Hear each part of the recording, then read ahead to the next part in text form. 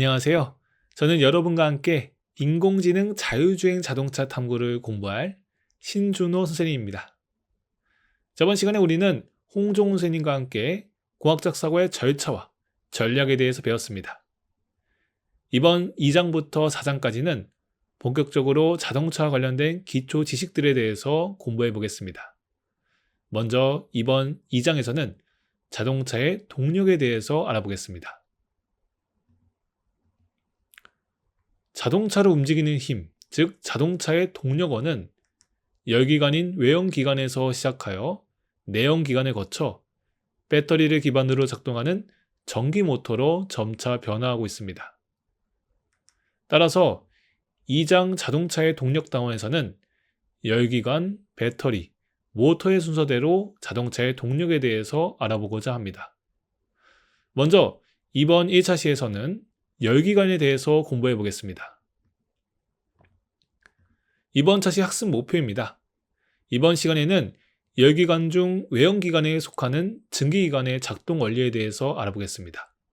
다음으로는 열기관 중 내연기관에 해당하는 가솔린 엔진과 디젤 엔진의 구조와 작동 원리를 비교하면서 알아보겠습니다.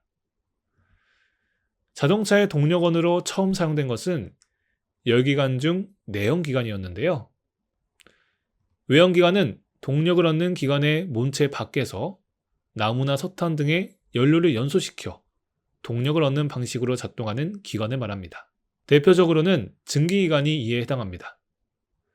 증기기관은 그림에서 보이는 것처럼 높은 압력의 수증기를 사용하여 물체를 움직이는데요. 이를 위해서는 다량의 물을 고압의 증기로 바꾸기 위한 큰 보일러와 석탄이 필요했습니다. 18세기 후반에는 공장이나 성박에서 기계를 움직이기 위해 사용하는 대형 증기기관이 보편적이었습니다. 주로 대형 성박을 출항할 때 추진력을 얻기 위해 사용되었습니다. 19세기 후반에는 크기가 작은 소형화된 증기기관들이 개발되면서 기차의 동력원으로 사용되기 시작했는데요. 1908년에 쓰여진 최난선의 시 경부철도가 1원을 보면 우렁차게 토해낸 기적소리에 라고 쓰여있는 걸 볼 수 있습니다. 이는 증기기관이라는 새로운 문물이 들어온 풍경을 묘사한 것으로 우리나라에도 이 시기쯤 철도가 깔리고 증기기관차가 들어온 것을 문학 작품 속에서 확인할 수 있습니다. 그렇다면 증기기관은 어떤 원리로 작동하는 것일까요? 지금부터는 증기기관의 작동 원리에 대해서 알아보겠습니다.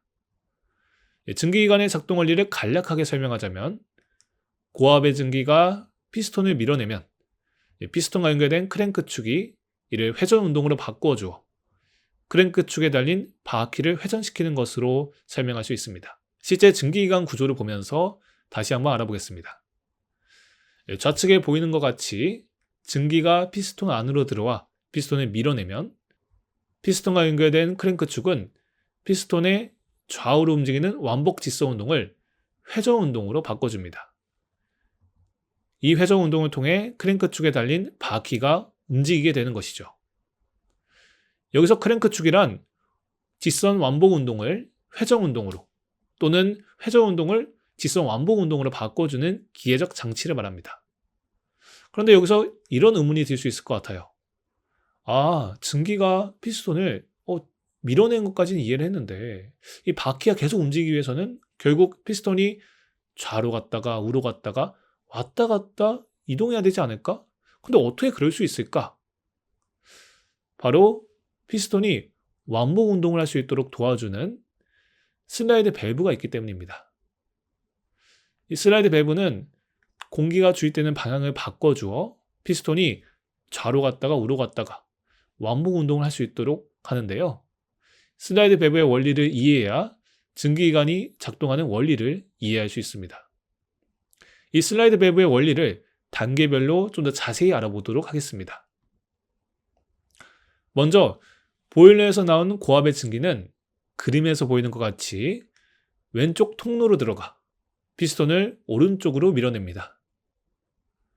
피스톤이 오른쪽으로 밀려나면 피스톤과 연결된 크랭크 축이 움직이면서 바퀴를 회전시키게 되는데요. 그렇게 되면 바퀴와 연결된 또 다른 막대가 아래로 움직이면서 슬라이드 밸브를 왼쪽 방향으로 이동시키게 됩니다. 크랭크축이 피스톤의 직선 운동을 회전 운동으로 바꿔주는 동시에 그 회전 운동을 그 위에 있는 또 다른 크랭크축이 슬라이드 밸브의 직선 운동으로 바꿔주게 되는 것이죠. 이렇게 슬라이드 밸브가 안쪽으로 이동하면 이번에는 오른쪽 통로가 열리면서 피스톤을 왼쪽으로 밀어냅니다. 동시에 왼쪽 공간에 있던 증기를 밖으로 배출하게 되면서 피스톤과 연결된 크랭크축이 움직이게 되고 바퀴를 회전시키게 되는 것이죠. 이때 바퀴에 연결된 또 다른 막대, 즉 크랭크축이 이 회전 운동을 다시 직선 운동으로 바꿔주어 슬라이드 밸브를 오른쪽 방향으로 이동시킵니다. 이렇게 되면 다시 처음 단계로 돌아와 고압의 공기가 왼쪽 통로로 들어오게 되고 이러한 과정을 계속해서 반복하면서 바퀴가 계속해서 회전하게 되는 것이죠. 증기기관에는 또 바퀴의 속도를 일정하게 유지시켜주는 기계적 장치인 원심 조속기라는 장치가 있는데요. 원심 조속기는 원심력을 이용해 연료나 증기의 공급량을 조절하여 바퀴의 회전 속도를 높이거나 낮추는 역할을 합니다. 원심 조속기의 원리에 대해 그림을 통해 간략하게 살펴보겠습니다. 좌측의 그림은 교재 48페이지에 있는 그림과는 약간 구조가 다르지만 설명의 편의를 위해 이 그림으로 설명하도록 하겠습니다. 좌측의 그림은 속도가 빨라질 때의 원심 조속기의 모습을 나타낸 것인데요. 속도가 빨라지면 축이 회전하게 되면서 축과 연결된 볼이 원심력에 의해 바깥쪽으로 이동하게 됩니다. 이때 원심 조속기가 올라가면서 밸브를 닫아 연료나 증기 공급량을 줄이게 되고 그렇게 되면 바퀴의 회전 속도가 줄어들게 됩니다. 반대로 속도가 늘어지게 되면 원심력에 의해 축과 연결된 볼이 안쪽으로 이동하게 되고 이로 인해 밸브가 열리게 되면서 연료나 증기 공급량이 늘어나게 되고 속도가 증가되게 되는 것이죠. 이 과정이 반복되면 증기기관의 속도는 일정하게 유지되게 됩니다. 오늘날에는 원심 조속기를 사용하지 않고 전자적으로 속도를 제어하는데요. 하지만 아직도 몇몇 기기에서는 원심 조속기를 사용하여 연료의 양을 조절하기도 합니다. 증기기관을 자동차의 동력원으로 사용하기 위해서는 물을 끓이는 보일러의 크기를 줄여야 되는데요. 프랑스의 니콜라 조제프 퀴노는 1770년 이 문제를 해결하여 최초의 증기자동차를 개발하였습니다. 퀴노의 자동차는 앞에 다음과 같이 고압의 보일러를 장착하여 앞바퀴에 동력을 전달하는 전륜구동 방식의 자동차였습니다. 퀴노의 증기자동차는 시속 4km의 느린 속도로 5톤의 무거운 화포를 옮길 수 있도록 설계된 군용 운반 차량이었는데요. 이러한 퀴노의 증기자동차는 여러 가지 문제점들이 있었습니다. 우선 소형 증기기관은 물과 석탄을 계속 공급해야 해서 효율성이 떨어진다는 점이 있었습니다. 퀴노의 증기자동차도 15분간 작동한 후에는 보일러에 물과 연료를 다시 보충해야 할 정도로 보일러에서 얻을 수 있는 증기가 부족하였습니다. 게다가 퀴노의 증기자동차는 진동을 줄이고 충격을 흡수하는 서스펜션이 없었고 방향을 바꾸거나 멈추는 기능이 불완전하였다는 문제점이 있었습니다. 이로 인해 결국 도로 주행 중 벽에 부딪히는 큰 사고를 내고 말았고 퀴노는 최초의 동력 자동차를 발명한 사람보다는 세계 최초로 도로 교통사고를 일으켜 구속된 인물로 알려지게 되었습니다. 퀴노의 증기자동차 이후로도 18세기 후반에는 증기기관 버스도 등장하였는데요. 소형 증기기관의 특성상 계속해서 석탄과 물을 공급해야 했으며 엄청난 무게로 도로를 파송하는 등의 문제가 많이 발생하여 결국 점차 대중과 멀어지게 되었습니다. 이렇게 외형기관 자동차는 여러 가지 문제가 발생되면서 실효성과 대중성 측면에서 실패하게 되었는데요. 이후 마침내 현재 자동차의 주요 동력원이 되는 내연기관이 탄생하게 됩니다. 내연기관은 외연기관과 달리 기관의 본체, 즉 실린더 안에서 연료를 연소시켜 피스톤을 밀어내면서 동력을 얻는 기관을 말합니다. 최초의 실용성이 있는 내연기관은 프랑스의 에티엔 르누아르에 의해 1860년에 개발되었는데요. 세계적으로 널리 알려진 내연기관은 니콜라우스 오토가 1876년에 개발한 4행정 수평 가솔린 엔진입니다. 여기서 4인승이란 흡입, 압축, 폭발, 배기에 내연기관이 작동하는 4가지 단계를 말합니다. 왼쪽 그림에서 알 수 있듯이 오토가 개발한 내연기관은 겉으로 보기에는 증기기관과 비슷하게 생겼는데요. 오토가 발명한 내연기관은 증기기관과 비슷하게 크랭크 축이 수평으로 움직이며 작동하지만 증기기관과는 달리 물을 끓이는 보일러 없이 가솔린 엔진을 사용하여 피스톤만 작동하였습니다. 최초의 내연기관 자동차는 카를 벤츠가 1879년에 개발한 페인턴트 모터바겐인데요. 벤츠는 르누아르와 오토의 가솔린 엔진을 냉각수를 순환시켜 열을 조절하는 수랭식 가솔린 엔진으로 발전시켜 이를 부착한 벤츠 페이턴트 모터바겐을 개발하였습니다. 벤츠가 개발한 최초의 내연기관 자동차인 페이턴트 모터바겐은 특허받은 말이 끌지 않는 마차라는 뜻을 가지고 있는데요. 최초의 모터바겐은 100이랑 954cc 수준의 단일 기통 가솔린 엔진을 수평으로 장착하여 초대 출력은 0.75마력에 불과했습니다. 하지만 벤츠는 차량의 무게를 줄여 최고 속도를 시속 16km까지 낼 수 있도록 개량하였습니다. 벤츠는 1885년에 최초의 모터바겐을 개발하였으나 당시 사회 반응은 그리 호의적이지 않았습니다. 때문에 벤츠는 수정 보완을 하면서 페이턴트 모터바겐의 출시를 계속 미루고 있었는데요. 그러한 벤츠를 도와 자동차 산업의 가능성을 입증한 것은 다름 아닌 벤츠의 아내였던 베르타 벤츠였습니다.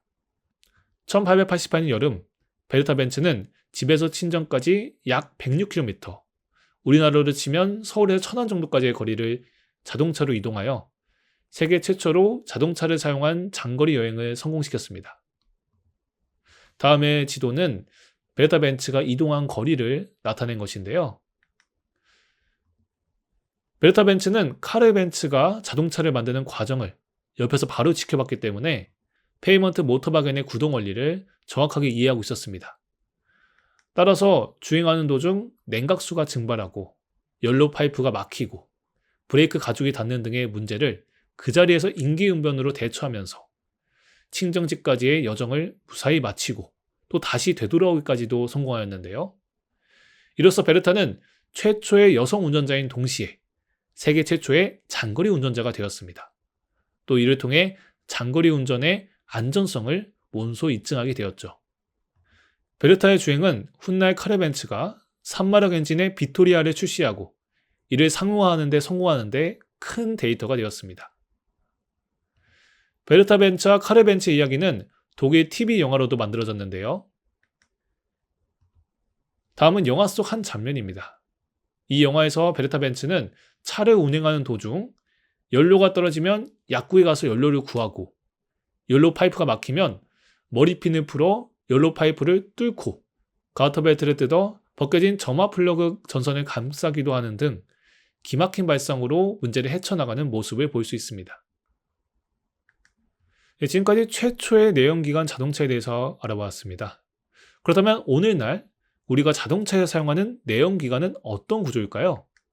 오늘날의 내연기관은 실린더 속에 가솔린이나 디젤을 주입하여 폭발을 유도한 후 그 폭발의 힘으로 피스톤을 밀어내면서 배기하도록 설계되어 있습니다.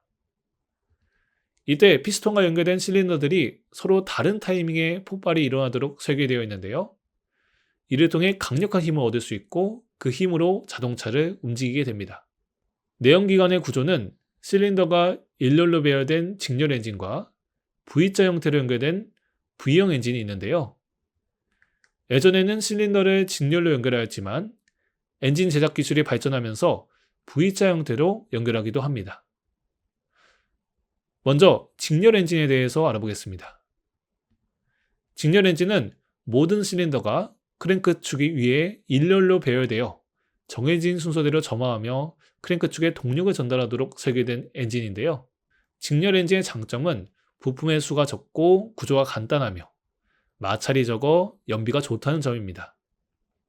여기서 연비란 자동차의 단위 연료당 주행할 수 있는 거리의 비율로서 연비가 높을수록 적은 연료로 더 많은 거리를 이동할 수 있습니다.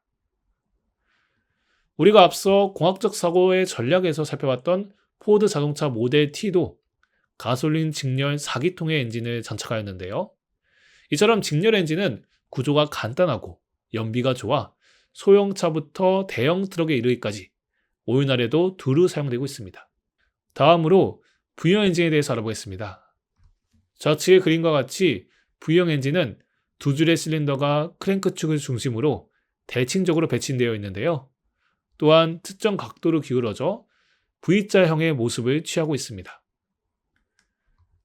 V형 엔진의 장점은 균형 잡힌 실린더 배열 덕분에 진동이 줄어 부드럽게 작동한다는 점이 있는데요.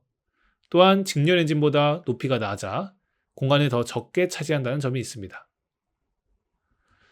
최근에는 V형 엔진에 가변 실린더 시스템 VCM을 도입하여 V형 엔진의 연료 효율성을 높이기도 하는데요.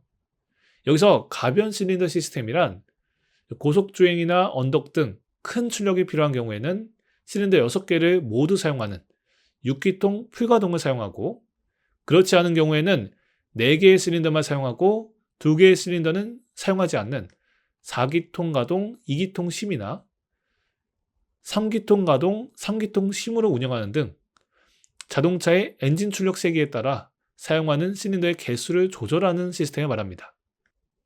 이러한 시스템을 갖춘 V형 엔진은 연료 효율성을 높이고 배기가스를 줄일 수 있지만, V형 엔진은 직렬 엔진보다 제작 비용이 많이 들고 정비와 수리가 복잡하다는 단점이 있습니다. 그렇다면 내연기관의 작동 원리는 어떻게 될까요? 내연기관의 작동 원리는 흡입, 압축, 폭발, 배기의 4행정으로 나눠볼 수 있는데요. 이때 가솔린을 사용하느냐, 디젤을 사용하느냐에 따라 그 구조와 원리가 다릅니다. 지금부터는 4단계 행정으로 나누어 가솔린 기관과 디젤 기관의 작동 원리에 대해 알아보겠습니다. 먼저 가솔린 기관의 작동 원리에 대해서 알아보겠습니다. 가솔린 기관은 먼저 흡입 행정을 거치는데요. 흡입 행정은 흡기 밸브를 열어 피스톤을 내리고 연소실에 연료와 공기가 공급되는 단계입니다. 이때 가솔린 기관의 경우에는 흡입 행정에서 연료와 공기가 함께 공급됩니다. 다음 압축 행정에서는 연료와 공기가 들어온 후 흡기 밸브를 막고 피스톤으로 연료와 공기를 강하게 밀어 고온고압으로 압축시킵니다. 폭발 행정에서는 점화 플러그로 스파크, 즉 전기 점화를 일으켜 압축된 연료와 공기를 폭발시킵니다. 이때 생겨난 폭발의 힘으로 피스톤이 밀려나면서 피스톤과 연결된 크랭크축이 회전하게 됩니다. 마지막으로 배기 행정에서는 배기 밸브를 열어 배기가스를 내보내게 됩니다. 이렇게 4행정의 한 사이클을 거치게 되면 크랭크축은 총 2번 회전하게 되는데요. 연료와 공기를 흡입할 때 반바퀴를 돌게 되고, 그 후 압축을 할 때 또 반바퀴를 돌아 한 바퀴를 돌게 됩니다. 그 다음 폭발 행정에서 스파크를 사용해 연료와 공기를 폭발시키면서 또 반바퀴를 돌게 되고, 배기가스를 내보낼 때 반바퀴를 돌아 한 바퀴와 한 바퀴를 합쳐 총 2바퀴를 회전하게 되는 것이죠. 이번에는 디젤 기관의 4행정 사이클에 대해서 알아보겠습니다. 디젤 엔진도 가솔린 엔진과 유사하게 흡기, 압축, 연료 분사 및 폭발, 배기의 순서로 작동하는데요. 흡기 행정에서는 흡기 밸브가 열리면서 연소실에 공기가 공급됩니다. 앞선 가솔린 엔진과 달리 디젤 기관에서는 연료 없이 공기만 공급되게 됩니다. 다음 압축 행정에서는 흡기 밸브를 막고 피스톤으로 강하게 압축하여 공기를 고온 고압의 상태로 만드는데요. 이 다음 폭발 행정에서는 인젝터로 디젤 연료를 고온의 공기에 강하게 분사시켜 폭발을 유도합니다. 그리고 그 폭발의 힘으로 피스톤을 밀어내면서 크랭크축을 회전시킵니다. 마지막 배기 단계에서는 가솔린 엔진과 마찬가지로 배기 밸브를 열어 배기가스를 내보냅니다. 디젤 기관도 마찬가지로 항행정 사이클이 끝나면 크랭크축이 2바퀴 회전하게 됩니다. 이렇게 가솔린 엔진과 디젤 엔진은 실린더 안에서 연료를 연소시켜 동력을 얻는다는 점, 그리고 4단계의 흡입, 압축, 폭발, 배기라는 사이클을 거쳐 피스톤을 2번 왕복시킨다는 점에서는 공통점이 있습니다. 하지만 앞서 살펴봤듯이 흡입 행정에서 가솔린 엔진은 연료와 공기를 처음부터 함께 공급하고 다음에 점화 플러그를 사용하여 폭발을 유도한다는 점에서 차이가 있습니다. 디젤 엔진의 경우 흡기 단계에서 공기만을 주입하고 이를 압축시켜 온도가 높아진 공기에 디젤 연료를 다음에 인젝터로 분사시켜 폭발시킨다는 점에서 가솔린 엔진과 차이가 있습니다. 그런데 왜 가솔린 엔진과 디젤 엔진은 점화 방식에 있어서 차이가 있을까요? 이는 가솔린 엔진의 연료인 휘발유의 성질과 디젤 엔진의 연료인 경유의 성질이 다르기 때문인데요. 휘발유는 휘발성이 강해 공기와 잘 혼합되지만 경유는 공기와 잘 혼합되지 않습니다. 하지만 경유의 경우 고온의 공기에 강하게 분사시키면 자연 폭발이 잘 일어납니다. 이러한 성질 차이로 인해 가솔린 엔진과 디젤 엔진의 작동 방식이 차이가 나게 됩니다. 최근에는 가솔린 엔진도 디젤 엔진처럼 휘발유를 직접 분사하는 방식이 개발되었습니다. 이렇게 가솔린을 디젤처럼 직접 분사하는 방식을 사용하면 필요한 양만 실린더에 주입할 수 있어 연료 낭비를 줄일 수 있습니다. 네, 이렇게 두 엔진 간의 점화 방식의 차이를 알아보았는데요. 또 한 가지 살펴봐야 될 부분이 있습니다. 아까 4행정 사이클에서 보았듯이 내연기관의 작동 과정에서는 연료나 공기를 주입하고 배기가스를 내보내기 위해 흡입 밸브와 배기 밸브를 열고 닫는 과정이 포함되는 것을 확인하였는데요.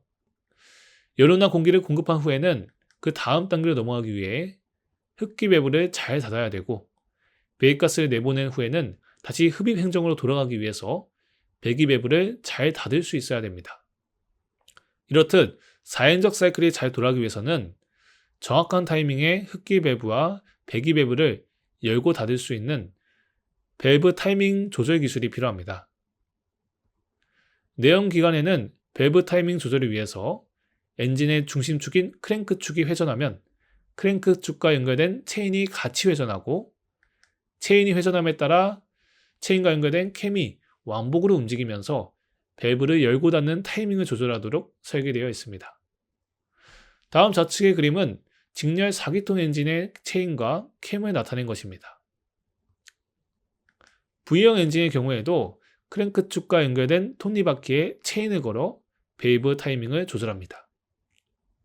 이러한 밸브 타이밍 조절 기술은 엔진의 성능, 연비, 배기가스에 직접적인 영향을 미치므로 밸브 타이밍을 조절하는 체인이 늘어나거나 밸브가 마모되어 밸브 타이밍이 어긋나지 않도록 주기적으로 점검과 교체를 해줘야 합니다. 밸브 타이밍을 조절하는 기술에는 가변 밸브 타이밍 기술과 가변 밸브 리프트 기술이 있는데요.